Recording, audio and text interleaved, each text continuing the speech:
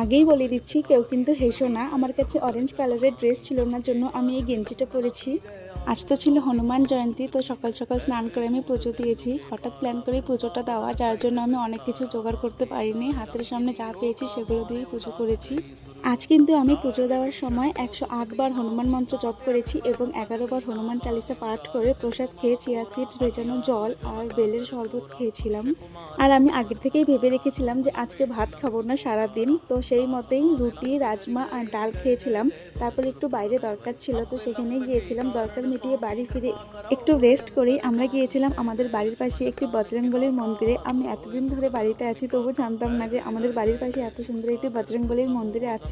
আমরা তো একদম ঠিক টাইমে গিয়েছিলাম, সবে মাত্র পুজোটা কমপ্লিট হয়েছে। তো পুজো কমপ্লিট হওয়ার পরপরই গিয়েছিলাম, তারপর বজরংবলীর দর্শন করে প্রসাদ খেয়ে তারপর আমরা পড়েছিলাম কপালেই তিলক নাকি বলে, আমি ঠিক জানি না। তারপর সুতো বেঁধে একটু ঘোরাঘুরি করে আমরা বাড়ি চলে আসি।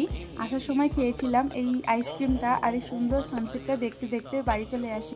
তারপর বাড়ি এসে আমার টিউশন পড়ানো ছিল, তো ওদেরকে ছুটি দিয়ে আমি, মা বললো যে দুধের নাড়ু হবে, তো সেটা করে নিজের জন্য একটু রান্না করে নিলাম। আর আমি রান্না করব, কড়াইয়ের তেল কালো হবে না, সেটা কোনোদিনও হতে পারে না।